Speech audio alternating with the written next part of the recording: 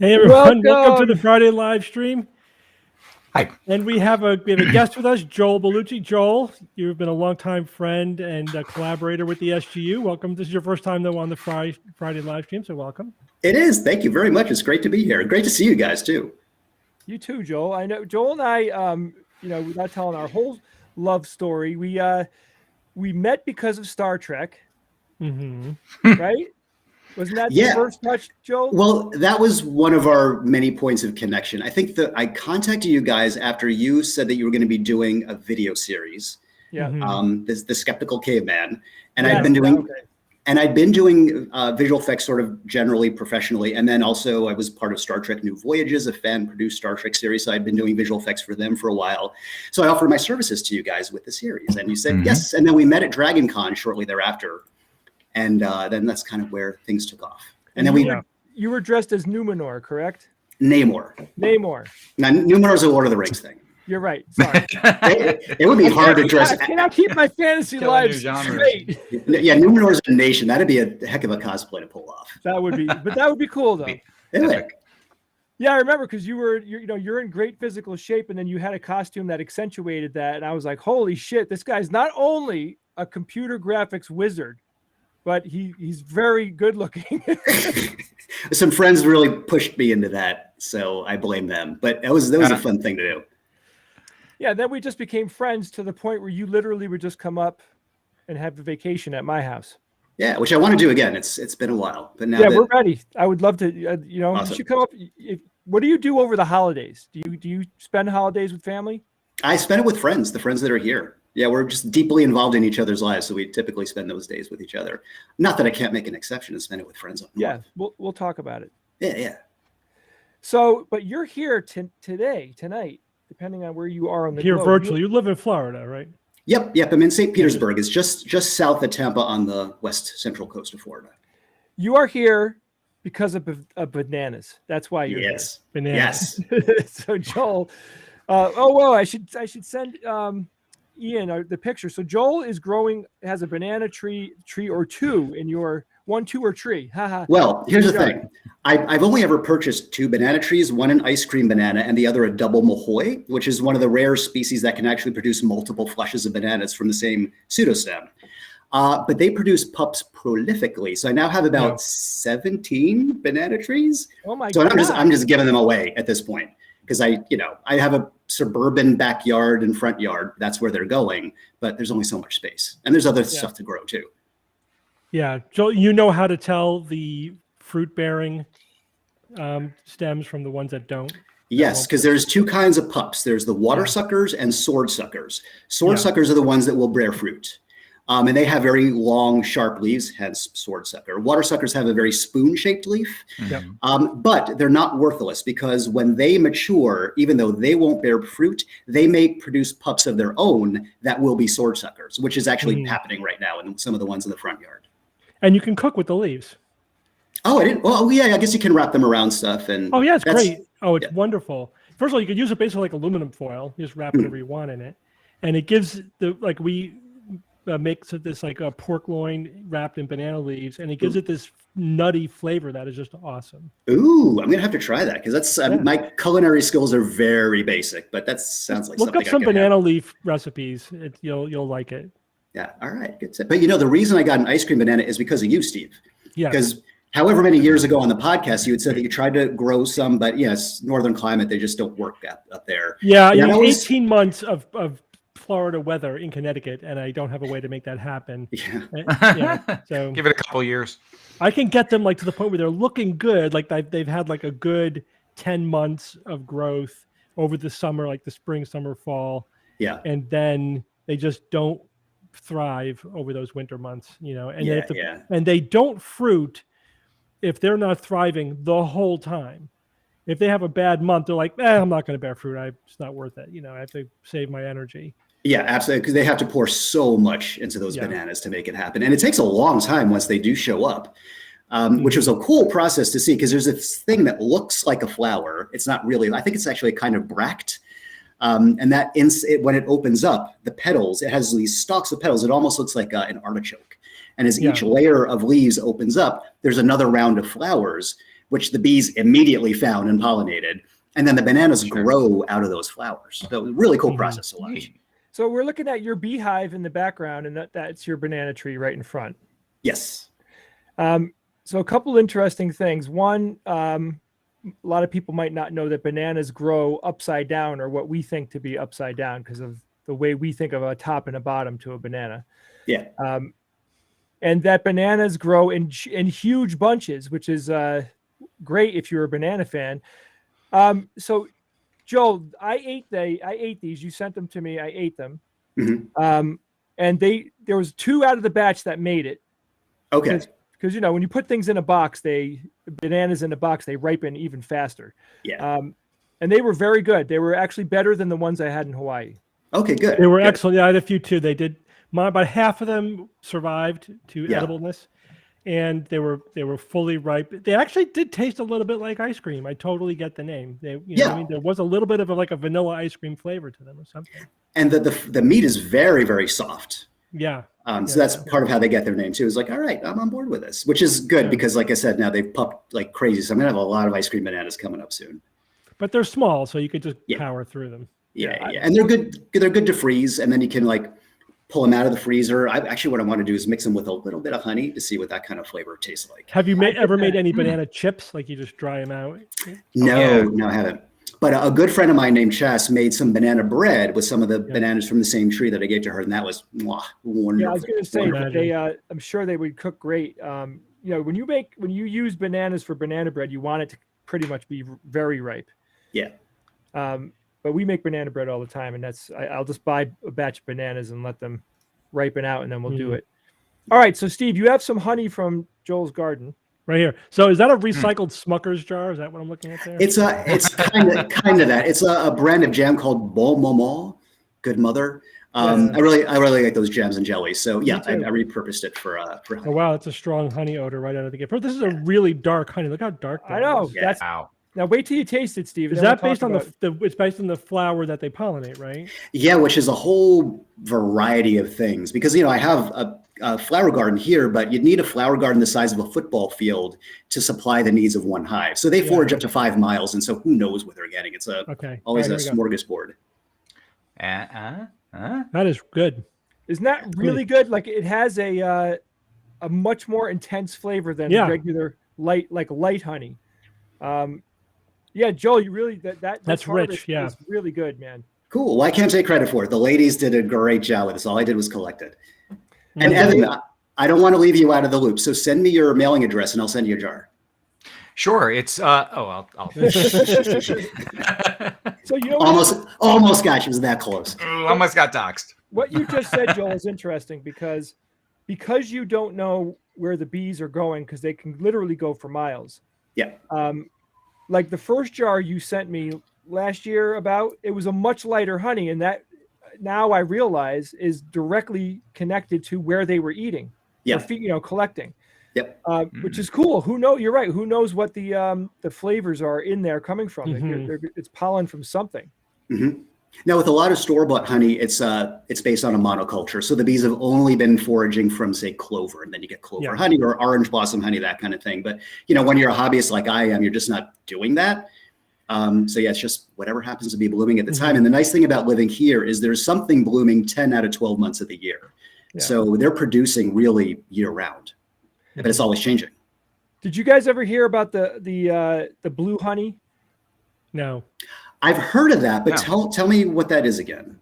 Oh my God, look at that. Wow, Ian, holy quickness, Ian. I didn't even prep you for this. Johnny on the spot, man. I had no idea I was going to talk about it. Blue honey is this is the direct result of people throwing away a lot of blue M&Ms.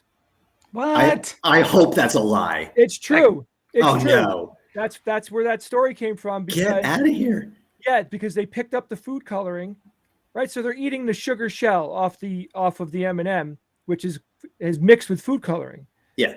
And then they brought it back to the hive, and the food coloring stayed through their process, which is not harmful in any way. And there you have it. So I think it's kind of cool. It is. That's different looking. That's for sure. All right. So Joe, you also are growing special peas, which I thought would start an interesting conversation for us. So why don't you tell us about that? Yeah, they're called pigeon peas. And I learned about this from some YouTube video or other, I'm not sure. And they're a staple in India. And they're a whole lot of things in one package. First of all, they're a complete protein from a plant source, which is a little unusual. They're a nitrogen fixer. They're very pollinator friendly. They're drought tolerant. They produce peas prolifically throughout the year. And in addition to protein, there's a lot of other good nutrients in them. So they're like a good kind of survival crop type thing. So there's a strip of land between my driveway and my neighbor's driveway. And with their consent, of course, I'm going to garden out that whole thing. So now I'm in the process of getting rid of the weeds, and I'm going to throw some compost on there. And then I've got some pigeon peas that I started growing earlier in the summer. So they're ready to go in the ground right now. Cool. So that might be this weekend's project. Have you already had these? Have you eaten these before? Yeah, they're delicious. You can either eat them fresh right off the tree, or you can dry them up and then reconstitute them. And when they're fresh, they have they almost taste like melon. It's a very slight sweetness to them and really crunchy and fresh tasting. And then another friend of mine named Megan cooks them up in what's a Indian dal masala, that's tender, something like that. But she could, whatever it was friggin' delicious, which she made with pigeon peas. And so there's a lot you can do with them. And yeah, they're just a terrific thing to plant.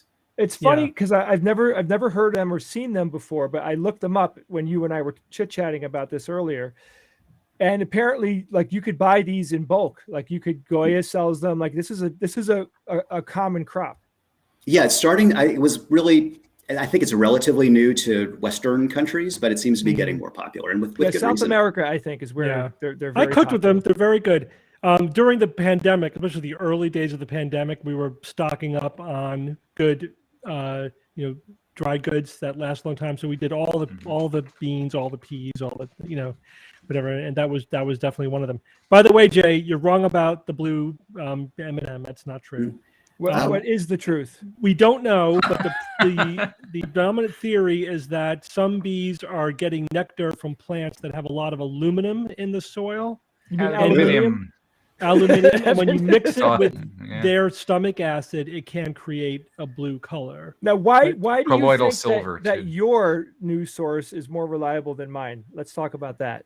Ooh. Well, first of all, I didn't believe the blue M&M thing at But they showed because it sounds wonky. They showed why blue? Why aren't there orange?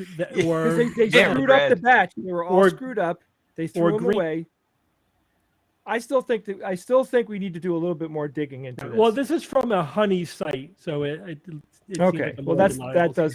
We'll do more research, but that was what I found. I don't buy the M&M thing. I think, but my brain wants to believe Jay because I'm a little worried about aluminum being in the soil. No, it's nothing. It's it's a that's where amount. Joel's aluminum. That's where we get aluminum is from dirt. Really, I don't know these things. No. Yeah, aluminum is one of the most common elements in the soil. Okay. It's third or fourth or something. It's literally in the dirt, but they had to figure out how to purify it from dirt. Yeah. So before that, like in the 19th century, aluminum was more expensive than gold. Because they didn't know how to make it. And then once they figured out that they could get it from, source it from, just from dirt. Now you could wrap your food in it and throw it away. Now it's literally dirt cheap. Okay. And you know why I get the willies with aluminum is because, and maybe you can confirm or deny this, that some version of aluminum that's an antiperspirant was at one time connected with Alzheimer's, I believe. Yeah, I read about that. I mean, yeah, sort of. I mean that was not really ever confirmed. It was a hypothesis at one point. But you have to get a pretty high dose of aluminum in order for it to be a problem. Okay. It's amazing how we have, like we've said this many, many times before, but we have a glut of information in our heads where we typically don't know the source, we don't know how long it's been in there, and we don't know how correct it is. Yeah. Right? Like I read that too. I don't use antiperspirant because of that. Yeah. Oh, is that the reason? Yeah. Sorry. I was going to say something. We all suffer. Hey. Luckily, I'm not a smelly person, but so we have some images from the internet this week that Ian is going to show us. Okay. I hear the internet has a few images. Guys, how is my audio? Some people are saying very good. Yeah, it's fine. It's not I bad. hear you fine. All right. In the chat, is it fine? So Joel, what about volume or content? What Bob and I do anyway, regardless of the live stream, is that we send each other funny things that we find online via text. And then I realized that it would be fun to show people some of the stuff because we stumble on some fun stuff. So that's what we do. This is what this kind of segment is about. Okay. The stumble segment. Ian is prepping the stuff as we speak. And Bob is not here because he is doing the haunt. His old haunt. Last weekend, today and tomorrow. So where is he doing that? Because you had said last week that, and he said this too, that, that's cool. Okay, I'll hold my question because this is a let's talk bad about Bob behind his back after behind his back in front of this mountain. But this of course Mount Everest. This is the line. So this is the reality of Mount Everest. There was another picture that I didn't show that I'll tell you about because it's horrific.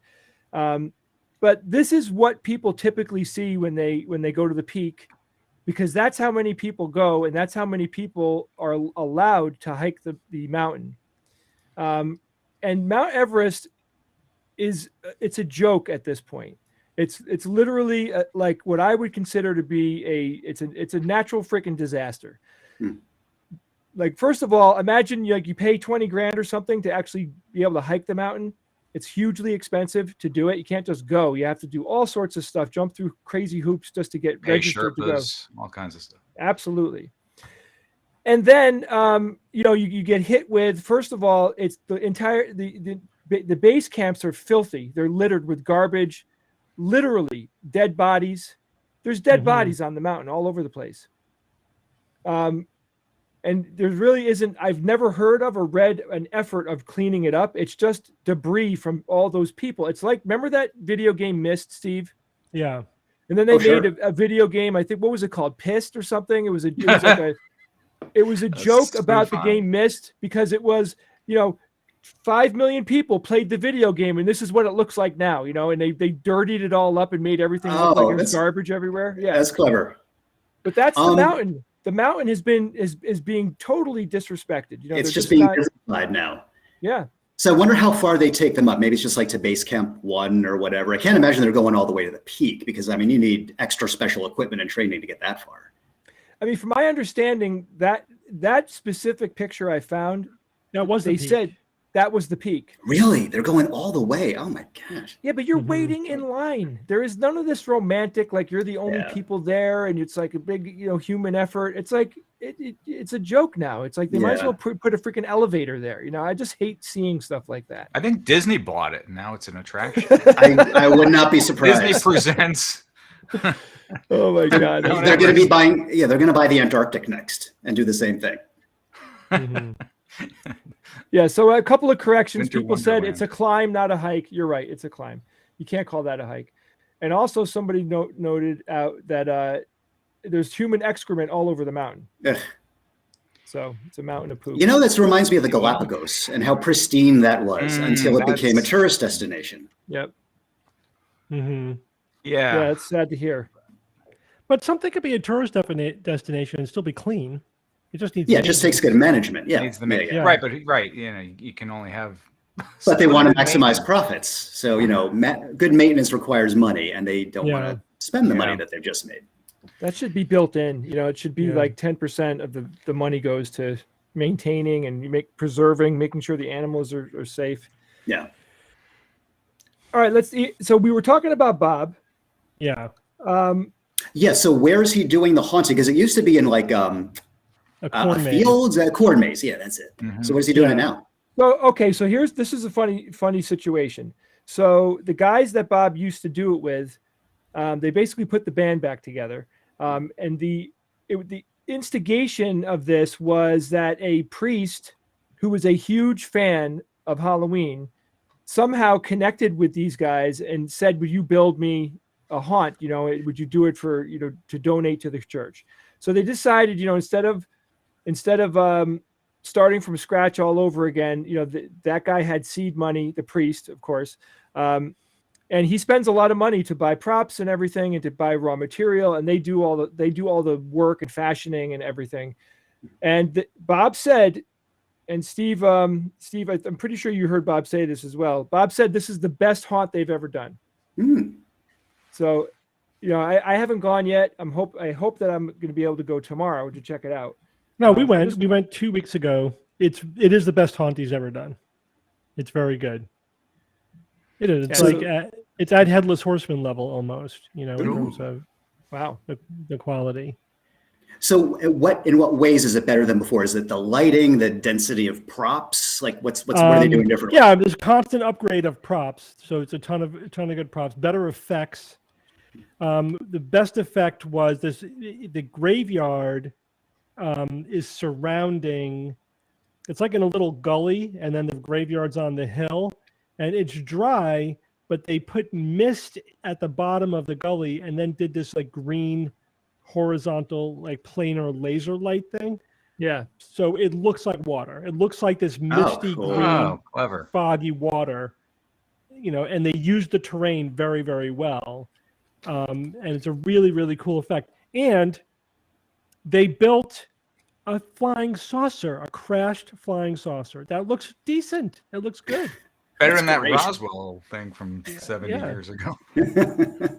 Yeah, they put an amazing amount of more time into set building and tweaking. And the other thing that they are doing is that each big set piece has a team of people that run it, manage it, that are like fine tuning it, right? So it's not like there was about 4 or 5 of us that were doing Bob's original corn maze haunt. They've got a lot more people, so there's more eyeballs on everything, which makes a big difference. Well, good for Bob for sticking with it. That's really impressive. Yeah, he only had to get baptized by the church. And, they funded him. Sacrifices have to be made. I was talking to Bob about that. I mean, it's really funny when you think like this priest is basically as into it as as Bob and his friends that started their own business doing this. And he is spending church money to do it, and they make a lot of money. They make a lot of money. Yeah. And to be clear, it's going to the school. It's basically okay. That's cool. That's cool. I was going to say there's some irony in here somewhere. It's not going to It's still ironic. It's going to the school in Connecticut. Yeah. It's still ironic. I mean, it's like, of course it is. Bob doesn't care. Bob's like, if someone's got a fun to haunt, I'm there. Right. You know, It's what happened with Ed Wood with Plan 9 from Outer Space. Remember, That's the church right. church funded his movie. He just had to get baptized, and one part of me, other than like just feeling like religion is absurd, but one part of me is like, yeah, like, you know, Catholic priests, whatever. I don't care what religion you're in, but like, you know, the one that I grew up in, Catholicism, you know, they should be able to get married and have lives and do whatever the hell they want. Yeah, they really should change it. Well, they used to be able to, you know. But then way back in the day, I don't know the year exactly, but what was happening was that individual parish priests who were married and had kids were leaving some of the church wealth to their families in their wills, and that was taking it out of the church. And they're like, you can't do that. That's our gold in tithing. So the solution was, okay, now you're celibate. Mm-hmm. Yeah, it's not in the Bible or anything. It's not. I could make sense that it's about, you know, something that happened. But the ironic part of it, and there's a part of me that feels like you're being a little hypocritical, just a little, you know what I mean? Because, you know, the church maintains the belief that Satan exists and this is all Satan's playground. You know what I mean? Like that's the whatever. You get what I'm saying. It's just, you can't have the yang without the yang. Yeah, I know. Whatever. But the priest guys, they said he sounds like a really nice guy and everything. And you know, it's good. Mm-hmm. And you know, it's going to for education. So hey, that's a fine thing to do. And Bob's happy. Bob is focused on the mission. He is so focused and so happy. Like if he just said to himself when he was 20 years old, I'm just going to run a professional haunt for the rest of my life and turn it into a business, he would be one of the happiest people on the planet. There are places that do year-round haunts, don't they? I know that there are. But there are haunts that like will be open for 3 months. And they make all their money in those 3 months. Like they make an incredible amount of money. Mm-hmm. It's a very profitable business. All right, Ian, let's get on to the next one. Picture time. By the way, Evan, the Novello brothers are all baptized and confirmed Catholic. Mm-hmm. Baptized and confirmed. Confirmations, baptisms. Yep. Confirmation is the Catholic version of a bar mitzvah, basically. And I was bar mitzvahed, yes. Yeah. I went through it. Yeah.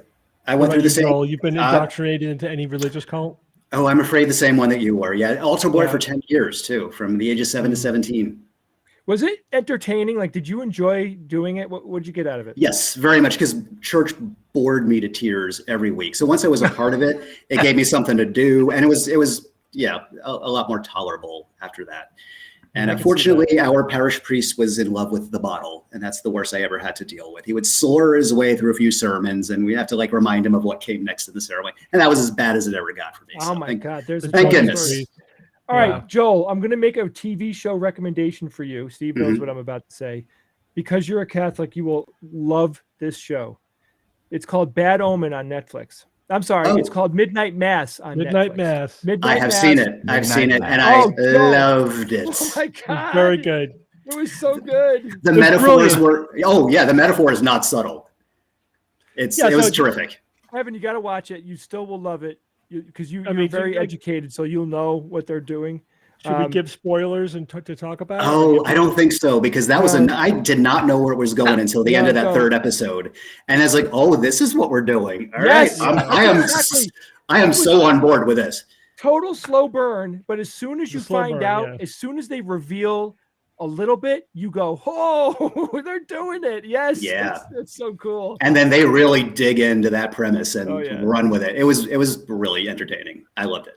Midnight Mass. Right? It delivers. It gives you people to hate.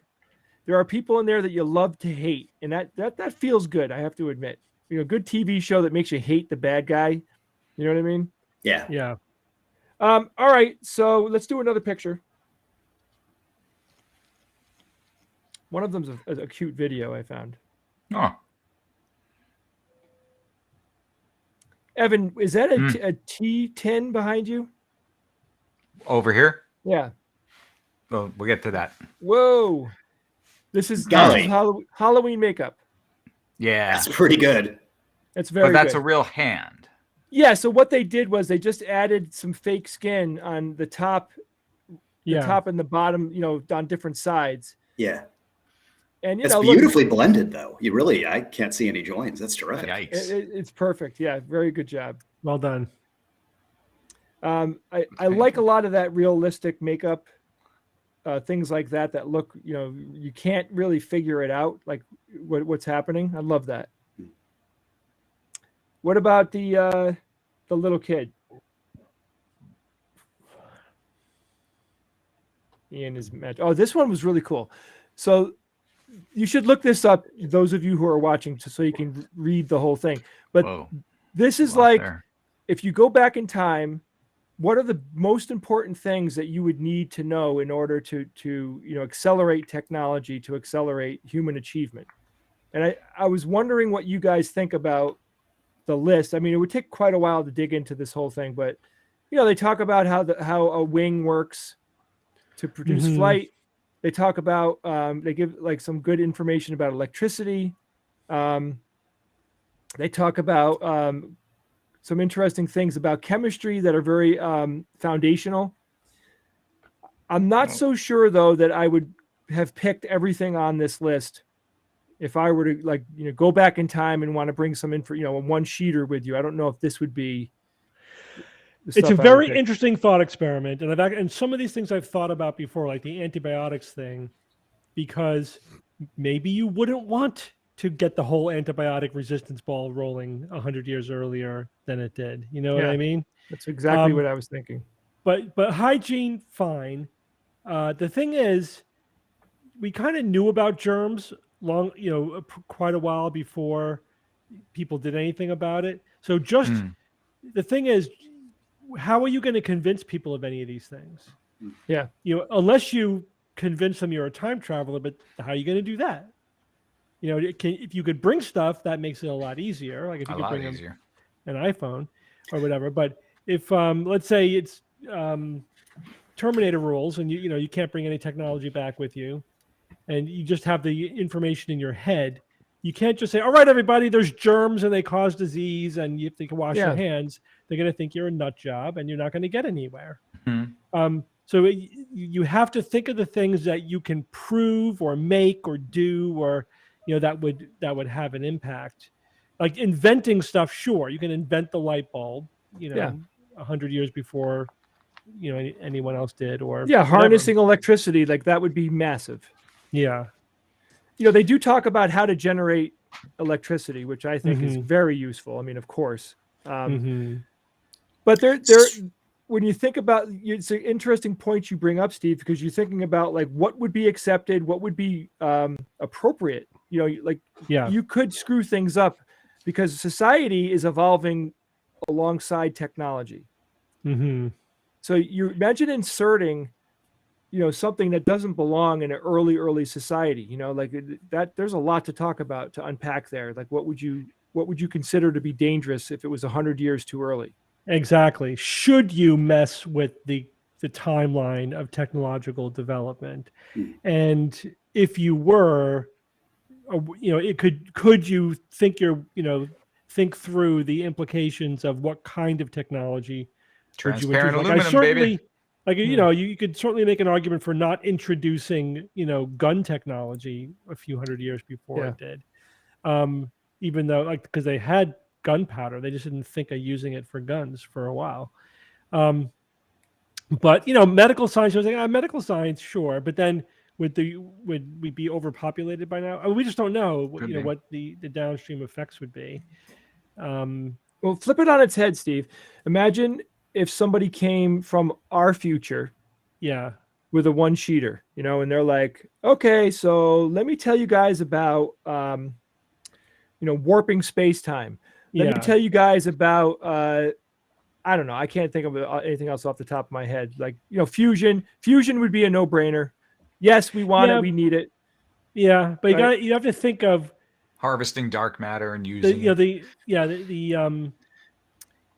it's easy if you go back to really primitive technology because you don't need any underlying technology to do it. You just need the knowledge.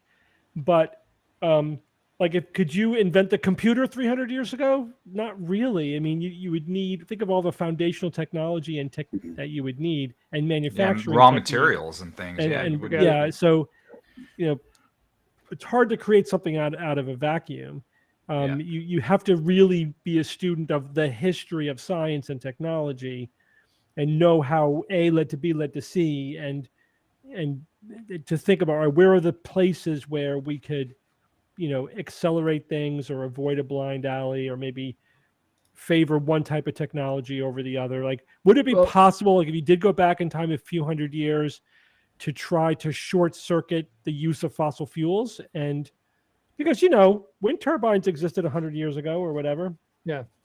You could get if you've got people making technology without fossil fuels, like making electricity and even like electric vehicles, et cetera. Like, here's a try like nickel metal hydride for batteries, whatever. Get the battery technology 100 or 200 years ahead of where it was.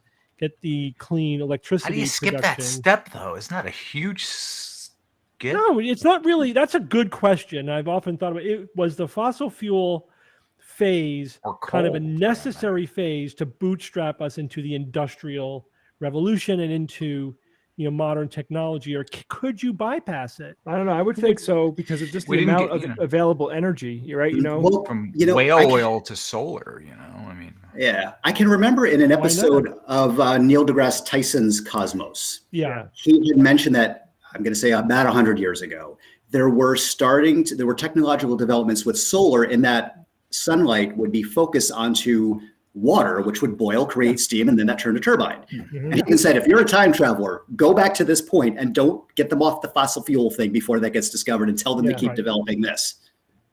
Yeah. Or it's just mirrors. Just you need a really good mirror. And once you develop the steam turbine to generate electricity, you just need. The other thing is, like, the only reason why we burn coal is because we ran out of wood. I mean, that's the bottom line. Wood is fine. It's, coal is really not any better than wood. It's just that it's dirty. It's dirtier. It's terrible. Oh, the coal is the worst. We're going to talk about it tomorrow, like, literally ran out of wood, and they had to use something else to keep warm.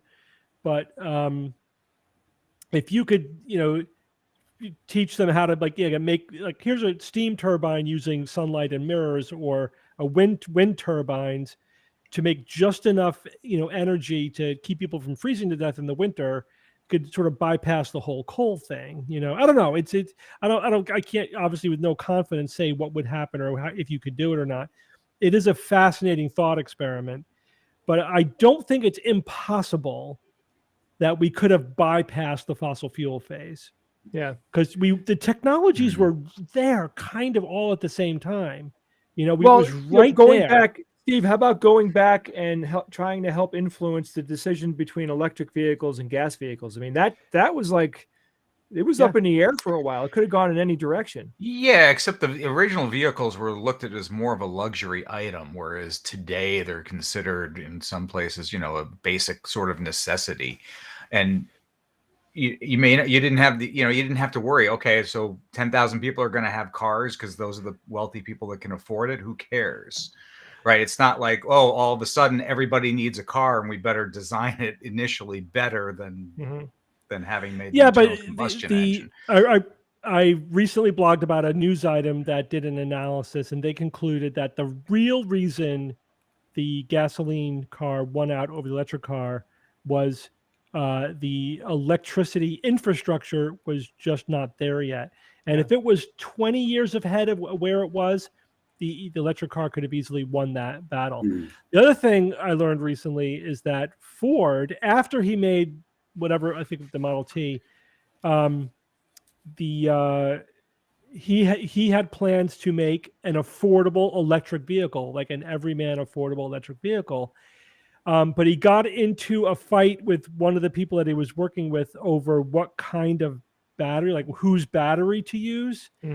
And he just dropped it, really more for just personal quirky reasons, not because he had a working electric vehicle that he could have mass produced Could you imagine? I just dropped it. Oh my God. It just boggles the mind of how the timeline would have changed. So how much more electricity would have been needed, though? They said 20 years. If it was where it was 20 years, like if the electricity infrastructure in 1900 was where it was at 1920, that might have been enough. And where was the electricity in 1900 being generated from? It wasn't ubiquitous enough, so you couldn't. Yes, I mean, yes, a lot of it was being generated by burning coal. Yeah, but so that would have been the trade-off, wouldn't it? I mean, instead of the fossil fuel, we'd be having to burn the coal to get the energy we need to drive the electric car. Yeah, but in 50 years we'd have nuclear power, and right. I mean, the thing is, we could have built the infrastructure more on wind and solar even 100 years ago, 120 years ago. It's just that gas became so cheap, coal, and gasoline became so cheap, there was no incentive to do it. But if I don't know, it would be hard to convince. Imagine trying to convince the world 120 years ago, the powers that be at that time, that to bypass this cheap, profitable energy source in favor of other technologies that were not really fully developed yet. You'd really have to go back 100 years before that, before they discovered oil, right? Yeah. Before they discovered oil, where they convince them all that oil is poisonous, and then but you have to really develop the electrical infrastructure based upon wind and solar 100 years before the discovery of oil. Something like that would be the way to go about it. Yeah, so that it was already well established, and then electric cars and everything before they even discovered that there was oil. Yeah. That'd be a good change. So all we need is a time machine. We could probably find specific examples like that where it would be a good thing. But generally speaking, I don't like this idea, because considering how far behind our wisdom is from our technological development, I mean, to bring in a radically advanced technology, I really shudder to think what that would eventually lead to. Well, I mean, but the idea though, like I like Steve's idea of like the using electricity, trying to sub out oil for electricity, because I don't see that, we're not talking about nukes or anything like that. We're talking about something that's so unbelievably utilitarian. So I think that there are some exceptions here, but most importantly, let's move on. Right? Let's move on to the next one. I have a couple more funny things to show you guys. This is Peacock and Peahen. Check this out. Whoa.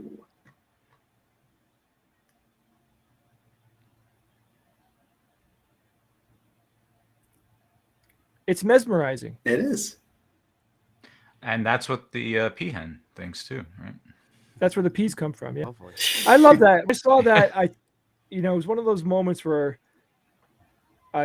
nature is awesome kind of moment. So I'm lying in bed at night, and I typically I've said this to Steve, my brain usually goes from everything's cool, it's time to go to bed, I'm feeling sleepy, to worrying about everything. Like my brain throws all this stuff at me.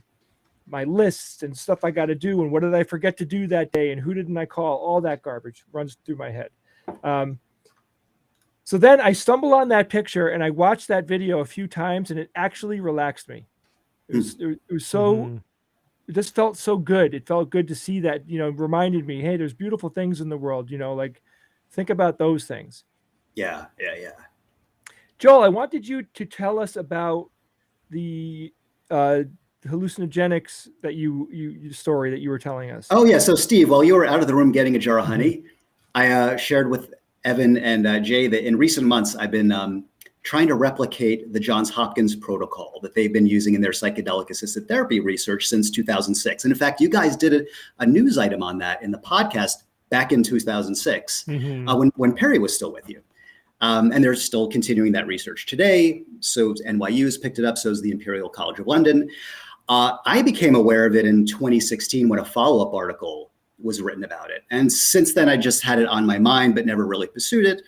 And a pandemic seemed like a good opportunity to give that a try. So short answer is it's shockingly easy to reproduce this protocol. And the results have been non-trivial in my life. It's hard to know where to begin, except to say that I did a lot of research, first of all, and then started out very low and went slow and was very careful about what I did. I took this very seriously. These aren't recreational substances, although of course they're used that way. They shouldn't be. But it has fundamentally changed my life. There's just really no other way to say it. So you actually were taking mushrooms and it treated your depression?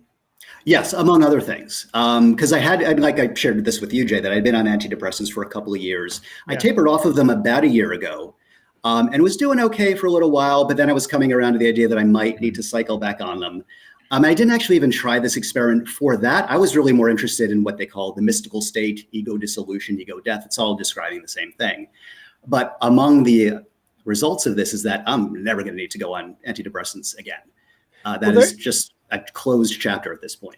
Well, I said to you before, I know that microdosing has been showing to be very, very effective for anxiety and depression. So just from a depression perspective, tell me what changes you noticed.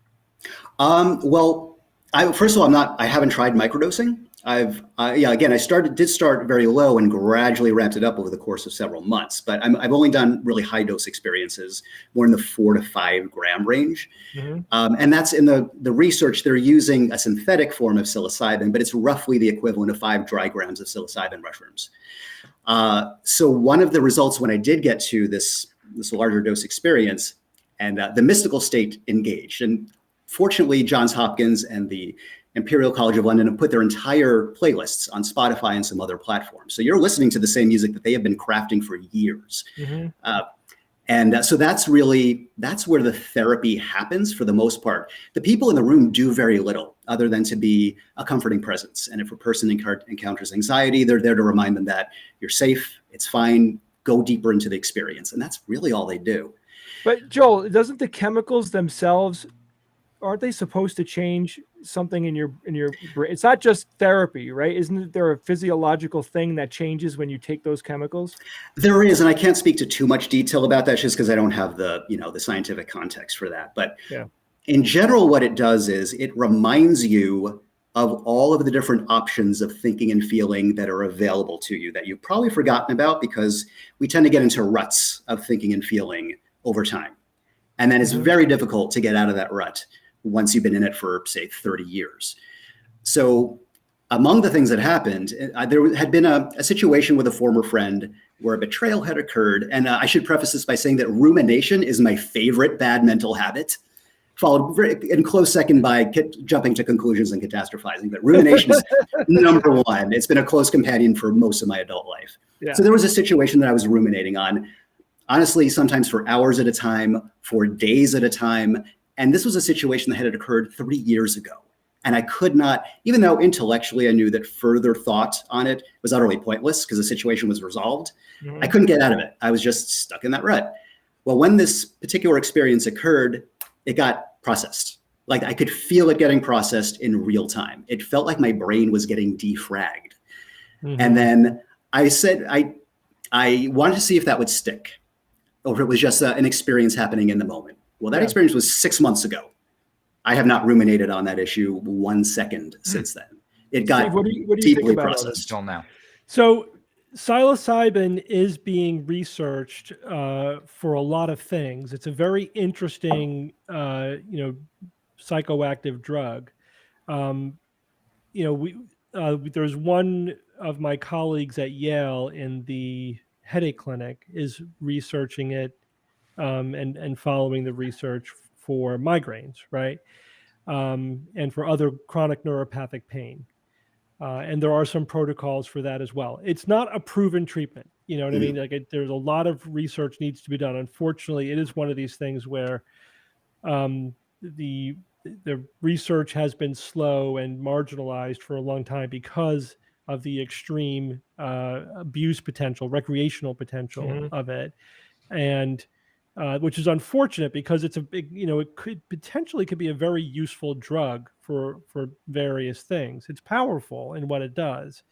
Some people think it's like hitting the reset button in the brain, which is they use that metaphor. I don't know what you feel about that, Joel, but it's, like if you, as you say, you sort of are stuck in some pattern, and it just sort of, it's like a reboot.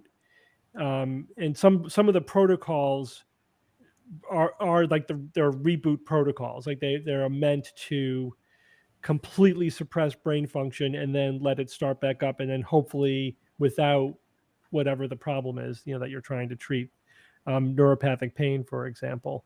Yeah. Mhm. So we still need a lot more clinical research. We need to know what the long-term effects are. We need to know what all the risks, potentially are, and optimizing the protocols, et cetera, right? This is the kind of thing that's probably going to take 10, 20 years to mature, and to really know what we're talking about.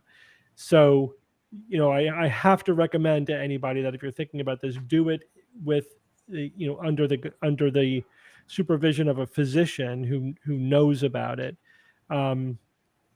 Even if they're not the ones prescribing it, they could at least be monitoring you and advising you on it. And it is becoming more well known. It might be challenging to find somebody now who knows what they're talking about, but it is sort of being, they're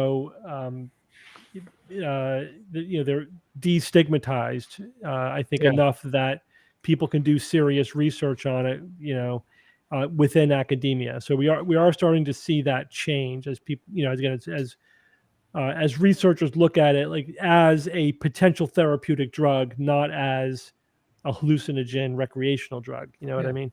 Mhm. So Joel, just to get a better understanding, because of those experiences, or you're taking this on a regular interval or something. More or less. I've been spacing it out every 3 to 4 weeks. And then I can envision that in the future becoming far less frequent. But you are having a profound change in your depression. Yeah, it's gone basically. I'm finding that I'm far slower to judgment, far slower to emotionally react in a negative way, a lot more patient. It's now not unusual for me to get 8 uninterrupted hours of sleep at night, and you and I've talked about sleep and how the great sleep of our teenage years was done. Yeah. I never thought that was going to come back, and now it's come back. That's remarkable. That's there a game changer. Yeah. Oh, it is. And there have been no adverse reactions that I can report to date. Yeah. Unless, the reemergence of happiness is that's been the only side effect. It's just improved the quality of literally every aspect of my life. And it's really kind of hard to describe. And these are all just like side effects of the big experience, because ego dissolution, it breaks down boundaries. It reminds you of the fact that you are the result of an infinite number of connections. Mm-hmm. You're not just in the environment, you are the environment. And that's biologically true, but it's so easy to forget that. And this experience reminds you of that in a really profound way that sticks with you. It's unlike any other, and my drug experimentation has been pretty minor, to be honest with you. I didn't even start drinking until I was well into my 20s, and then not particularly heavily. And I've not experimented with other drugs a whole lot. But this is unlike anything I've ever experienced before. Was it immediate? Did you notice something right away?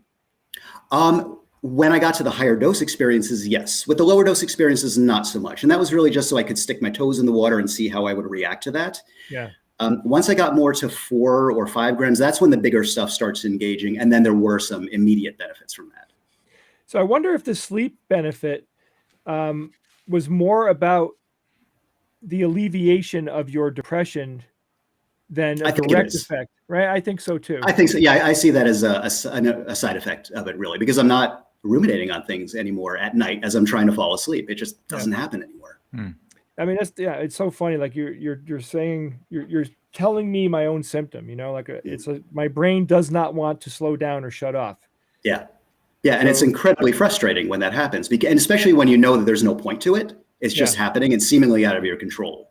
Yep. So yeah, this was incredibly freeing, and all the emotional currency that I have back now to invest in my actual life and in my relationships instead of just throwing it out there pointlessly. It's been amazing, and it continues to be. That's fantastic, Joel. I mean, because we've been friends for a long time, and you and I have had this shared struggle, and to hear that you're getting some relief and feeling, a change, to me it's absolutely remarkable.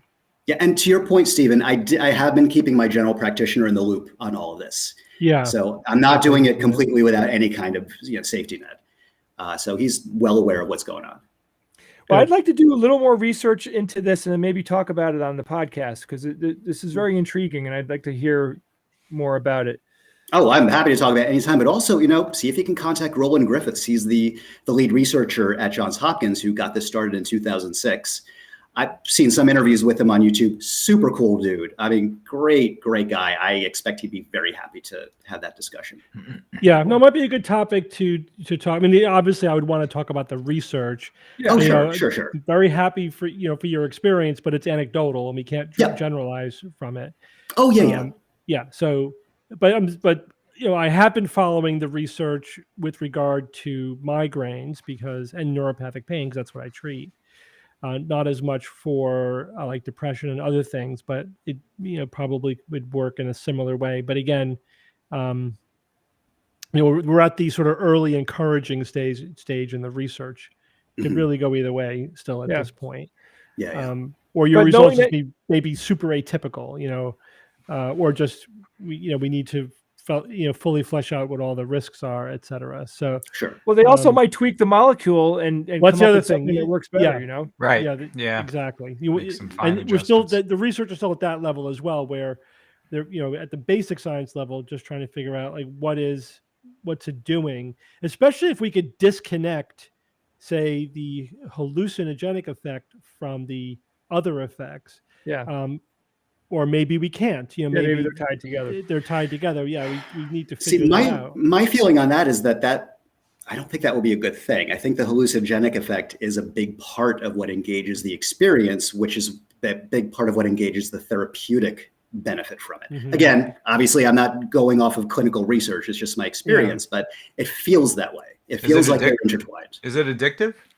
No, psychedelics they're not physically addictive. They're not habit forming, because this is not something you'd want to do every day. It's work.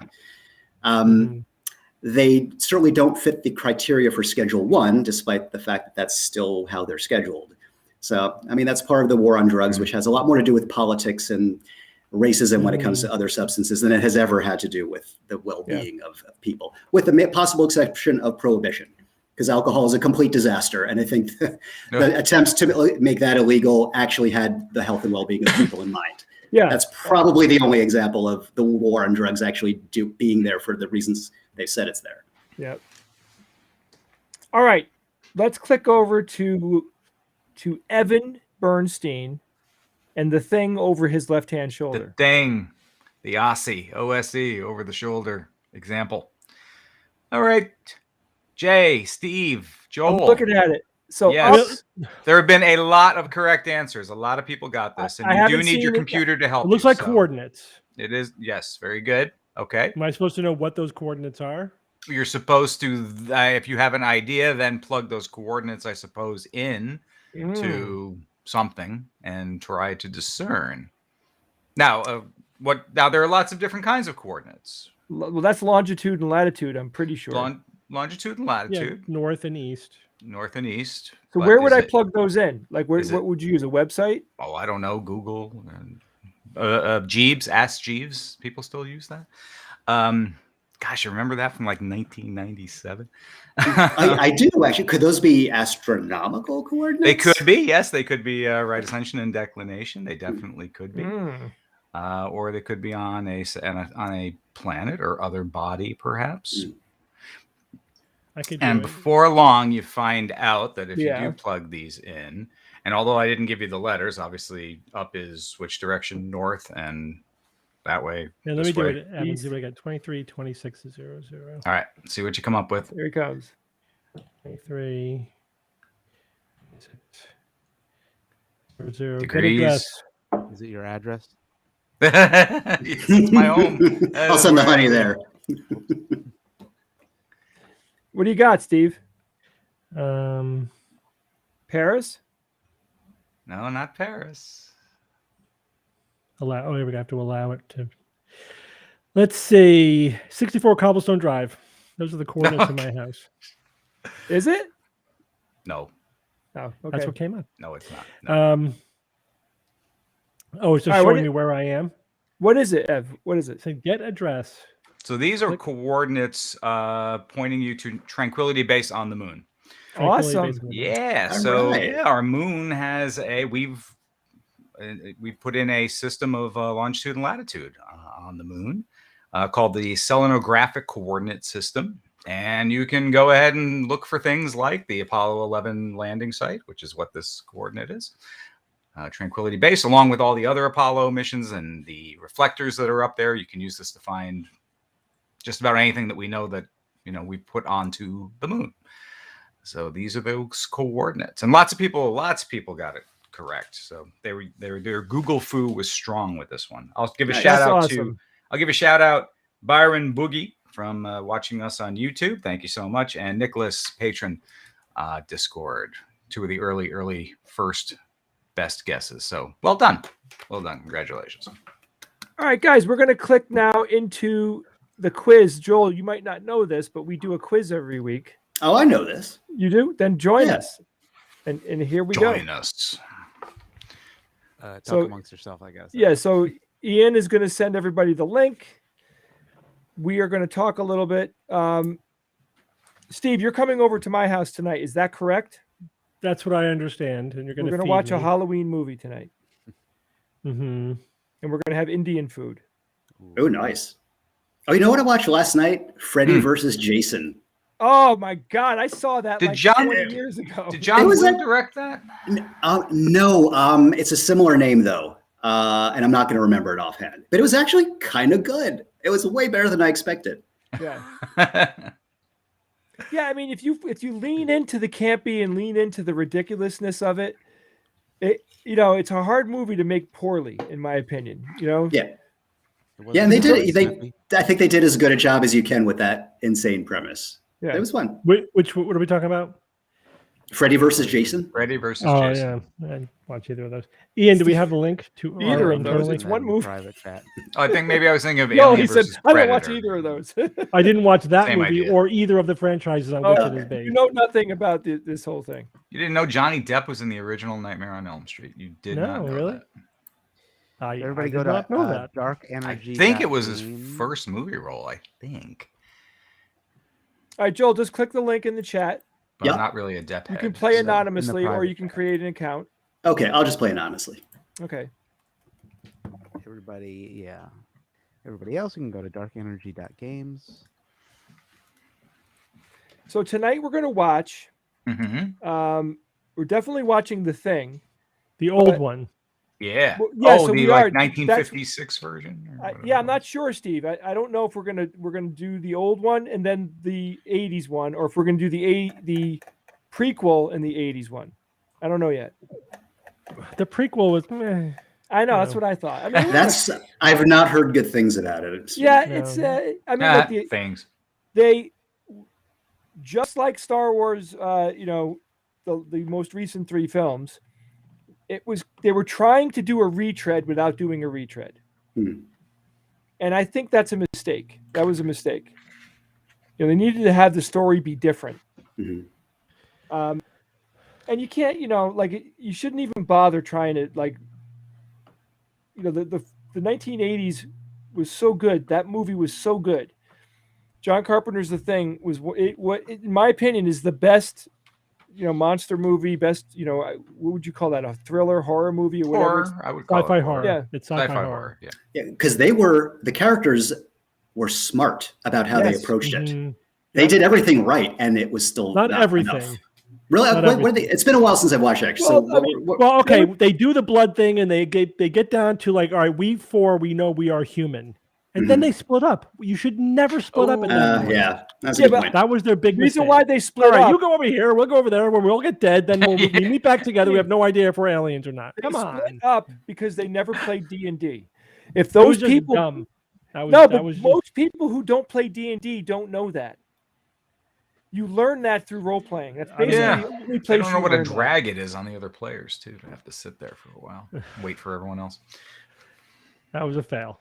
That was fun. They didn't need D&D to know that you don't. Once you go through all this rigmarole to figure out who's human, you can't split up because as soon as you're out of eyesight, you now have no idea if they're that's true. It's like in the airport crossing into the over the security barrier. You have to go through security again. That was a plot device, but it broke the. Otherwise, they were actually very smart, and it contributed to the helplessness that you feel as an audience member, because when you're the most horror movies trade on the people in the movie doing stupid things, and it kind of takes you out of it a little bit. And I'm not scared because if I were there, I wouldn't do that stupid thing that person just did. But with the thing, you're like, if I were there, I probably wouldn't be as smart as these guys, and they all get killed at the end.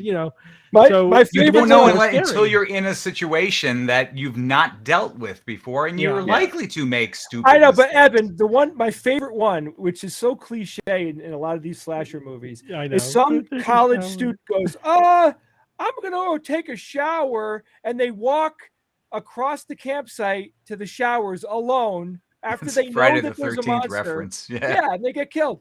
And to me, that is like the total lack of writing. It's so ridiculous. I think for me, Prometheus takes the Razzie Award for dumb people behavior. It was ridiculous. Like the gratuitously dumb. Going GQ to the monster. I mean, of all the good work that man has done, the director has done, that was a big Ridley from his Scott career. All right, let's do the quiz. Yeah. But one final thing. The one thing I will say, though, is that sometimes it seems like the people in the horror movies are stupid because they don't know they're in a horror movie, but we do as the audience. But that's fine. If they're doing things, you have to think, but they don't know they're in a horror movie. So I mean, would you'd walk down your basement by yourself if you heard a noise? Yeah. You know what I mean? It's not because you have no real reason to expect. Yeah, but after a monster down there. After you see a mouth grow out of the wall and eat somebody, then you don't go down there. Well, that's different. Yeah, that's different.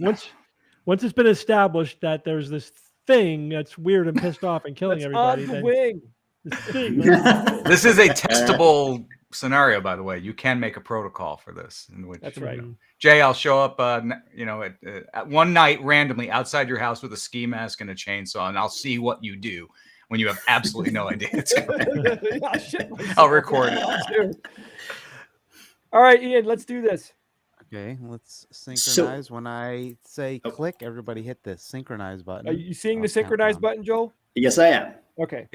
Okay, here we go. In 5, 4, 3, 2, 1, click. Nice. Yes. I've got your timing down pat now, Ian. It's one beat between when you say click and when you actually click the button. I always wait till after he says click. Yeah, I do as well. Yes. It's 3, 2, 1, click, click. That's like right. A rest. Pause. I think there's a delay in the system, honestly, because whatever. Pretty close. I've dialed it in. I'm always 0 seconds now. Blame the technology. Anybody try to watch the '84 Dune after watching the new one? Yeah. No, I haven't yet. Oh no, I've seen it many, many times though. Yeah. I have that movie memorized. I mean, I was able to compare it in my head as we went. Yeah. Dune was freaking awesome. Yeah, the new Dune was very good. Awesome. I'm watching it tonight. Yeah, actually, love when it. we get off the call, talk about it. Watch it in the theater if you can. Watch it in the theater. Really? Okay. Yeah. But I saw it at home and I liked it a lot. It was very good. But people are saying that it's even more impressive in the theater. No, it totally is. And they greenlit part 2. Thank you very much. Yes, that's great. That's great. Now all you have to do is wait 3 more years. It was. Yeah, but Avatar 2 is coming, right? Yeah, and 4 and 5 and 6 too. Just a couple of years. Yeah. I would love for Villeneuve to do the later books. No one's gone beyond the first book in terms of making his stock went up with this movie, right? Yeah. All right, let's do this. Didn't the miniseries do the later stuff? I think it did books 1 and 2. Yeah, but it was so terrible. That's as far as I couldn't watch beyond like 1 or 2 episodes. It was so horrible. All right, come on. A lot of it's subjective. It just was like it's a completely wrong vibe for Dune to me, the TV series. Some people liked it. I didn't like it. Dune. And away we go. All right, here we go. How many words for snow does Scotland have? Is it 1, 7, 54, 421?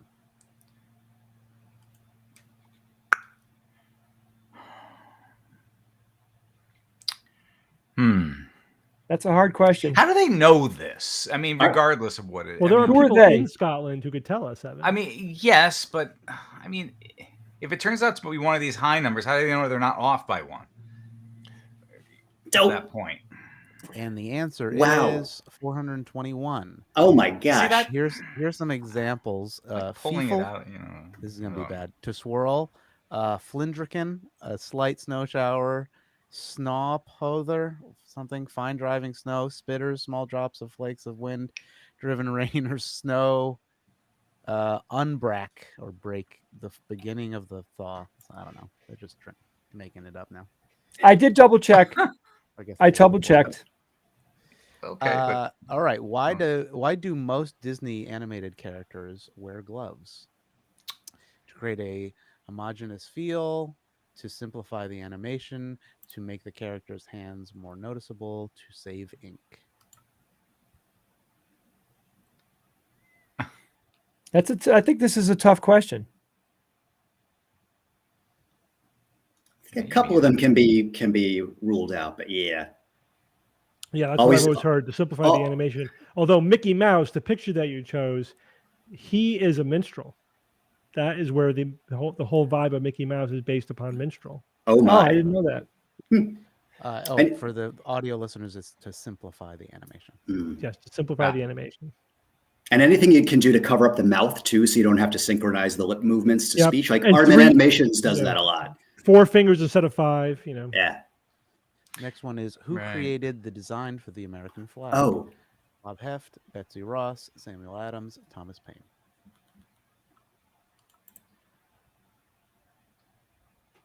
I think I know this one. I'm reaching back to like 5th grade on this.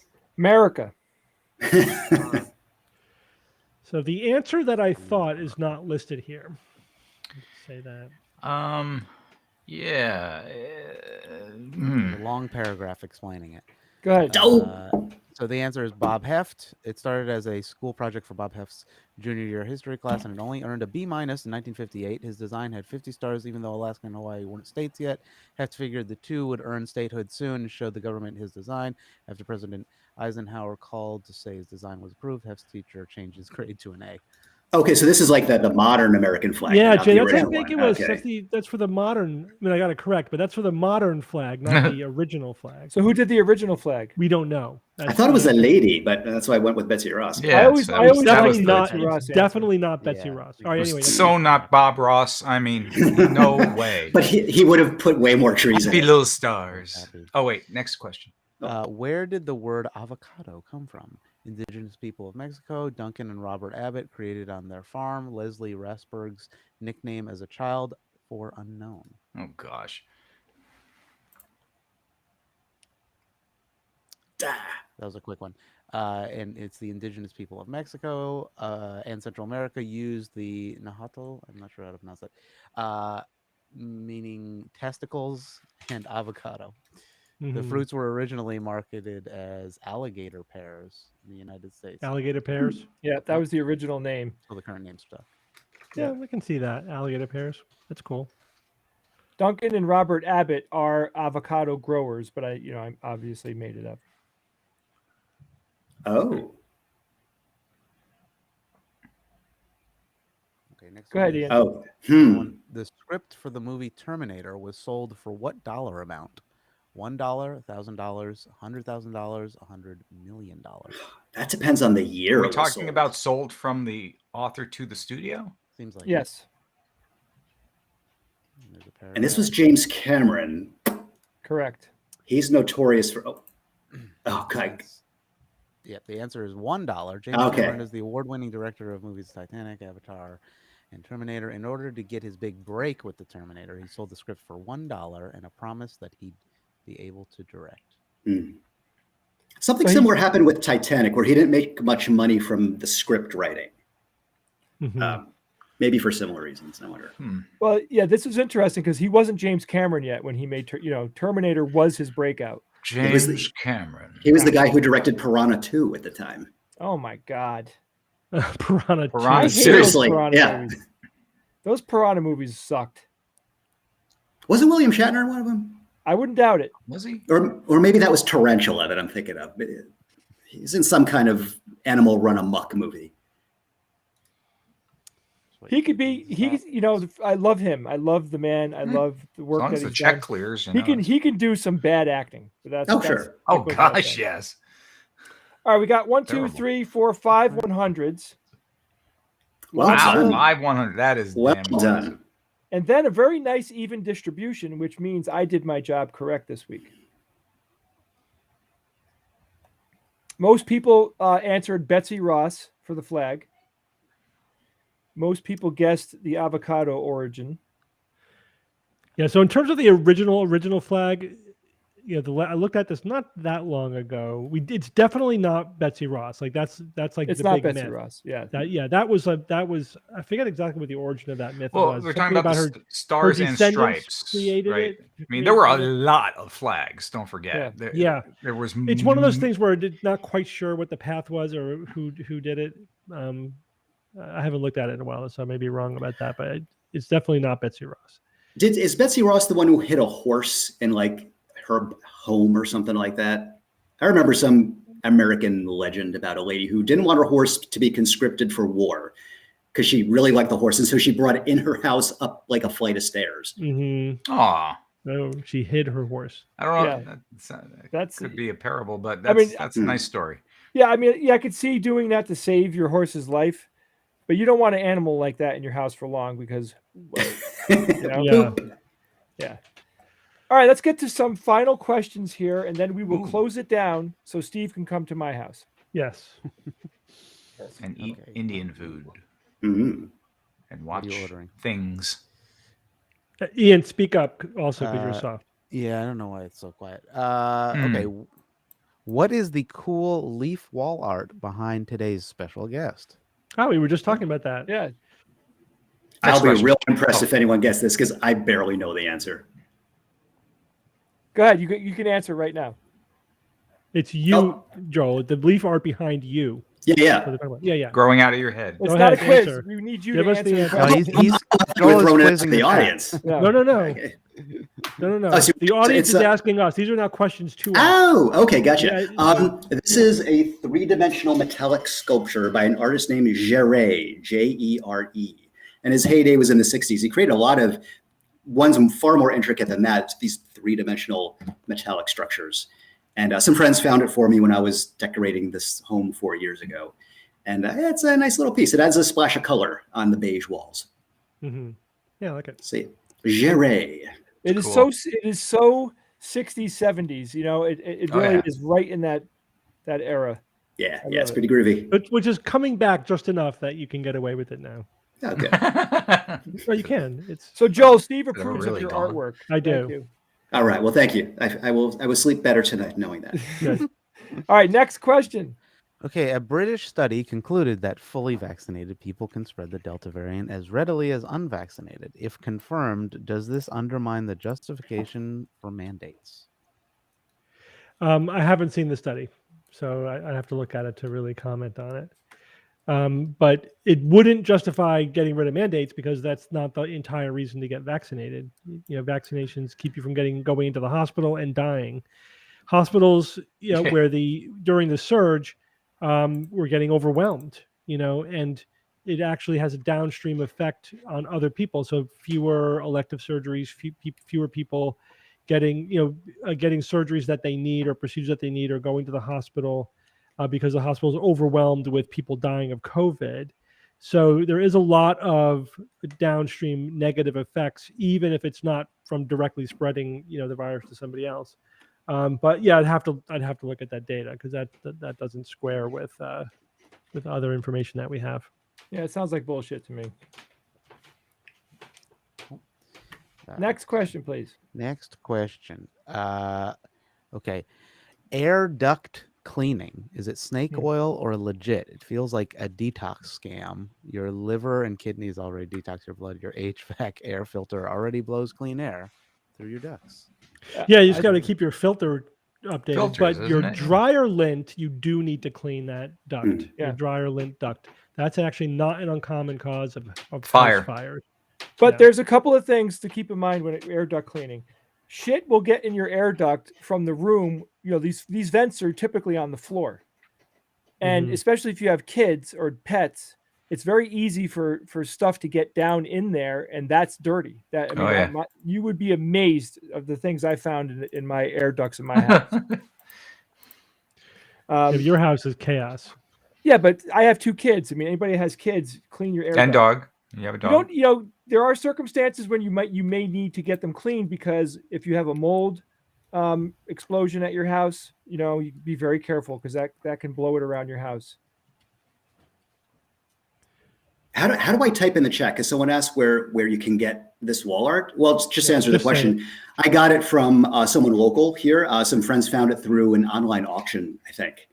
But if you put in Gere, Jere, and artwork, like on eBay, I would imagine there's probably some pieces, because he was pretty prolific. So a lot of his pieces are floating around out there. My mom had stuff like that.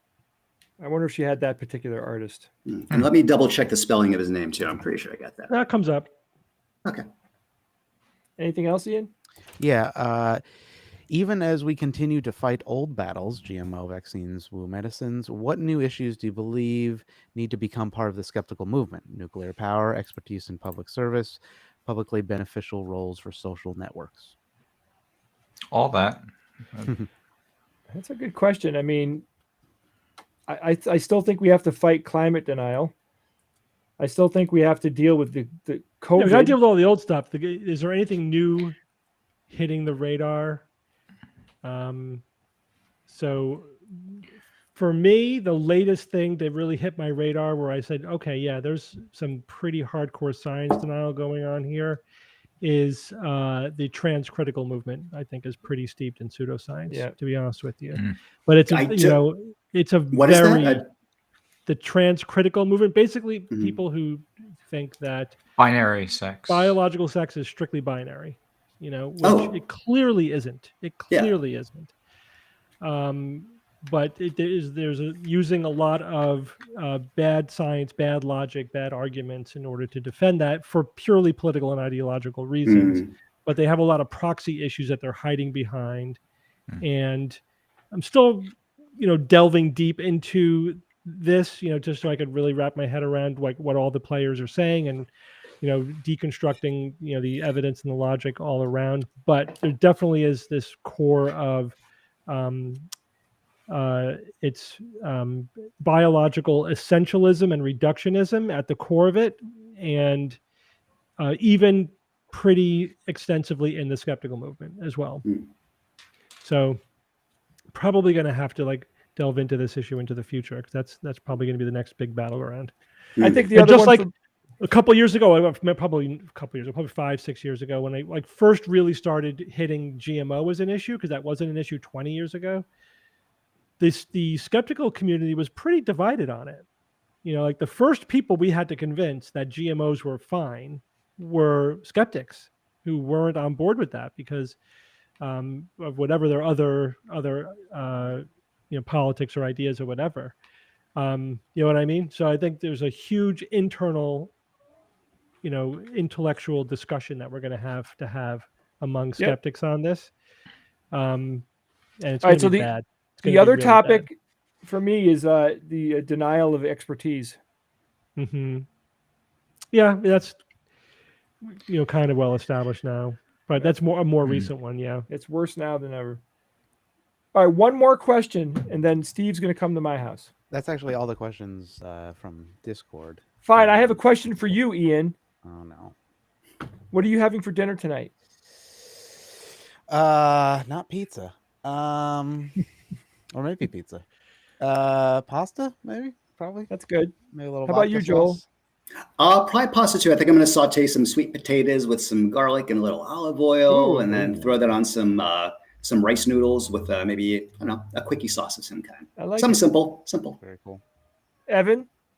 Tonight I'll be having fish tacos in a chipotle sauce. Ooh. Isn't that from a commercial or It something? sounds familiar, yeah. Grubhub or whatever. Fish I tacos. think we are having stuffed peppers tonight, I believe. Ooh, I love stuffed peppers. So, all right. We have 2 different kinds of stuffed peppers in my household. We have Italian stuffed peppers, and we have Armenian stuffed peppers. Yes. Basically, Middle East. Different So what stuffings. kind are you having, Evan? would you say? Does it fall more towards the Italian end of the spice palette or Middle Eastern? I don't know. It's our own invention. Okay, what do you stuff in it? Ground chicken with rice, and peppers and seasoning, a little bit of onion as well. And like a marinara sauce as well, and obviously in the pepper, and in it goes. So would that be more? Well, marinara. That's you're getting more towards the okay. Italian end of the spectrum there. Yeah, my dad's mother made stuffed peppers. They were so good. They were incredible. They grab you. The stuffed pepper grabs you and makes you like, oh my God, they were so good. Jay, can anybody in our social sphere replicate those? We have to somehow figure out how to replicate those. Yes, Steve. My wife's mother can do it. We could literally, she'll cook them and then we can tell her what it doesn't have and she can figure it out. I don't know about that. That's hard. But did anybody nobody wrote down a recipe? Well, we tried to write down all of Mama's really good recipes. So through like my mother and my grandmother tried to do it. So we have some through them, but like Mama didn't cook from recipes. She would just intuitively throw in what had to be thrown in, and they would keep catching her throwing stuff in behind their back, like they were watching her make the dish to write everything down because she couldn't give them a recipe. You know what I mean?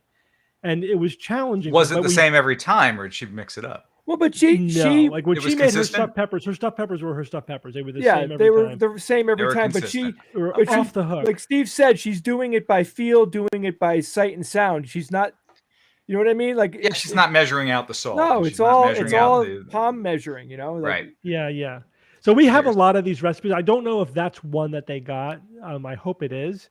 There's the Mama's chicken recipe was also incredible. I mean, obviously her meatballs are legendary, and her freaking and her ravioli. Whoa. Yeah. It's time for dinner, guys. I gotta go. I know. She came to the United States from Italy when she was 13, 14. Yeah. And whatever. This is like Italian grandmother cooking. It's hard to replicate. It really is something about it. And of course, there's a huge nostalgic component of it for us because we grew up on this. This was so it's genetically, so we had our, the cooking that we had at home every day, which was also great. But Mama's cooking was holidays, so this was always like a special treat. You know what I mean? It's like a notch up from everything else, and it was we'd only get it a few times a year. So that also created another sort of layer of nostalgia. Absolutely, yeah. If you had it every day, it would fall into the ordinary category. Well, Joel, it was wonderful to have you.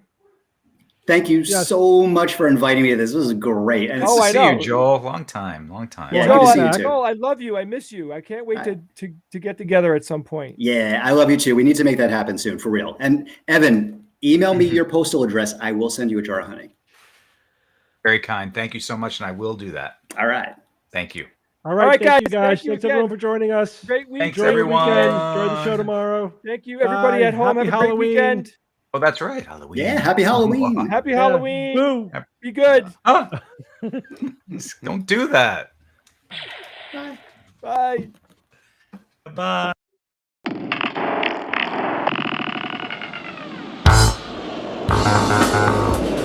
Skeptic's Guide to the Universe is produced by SGU Productions, dedicated to promoting science and critical thinking. For more information, visit us at theskepticsguide.org. Send your questions to info@theskepticsguide.org. And if you would like to support the show and all the work that we do, go to patreon.com/skepticsguide and consider becoming a patron and becoming part of the SGU community. Our listeners and supporters are what make SGU possible.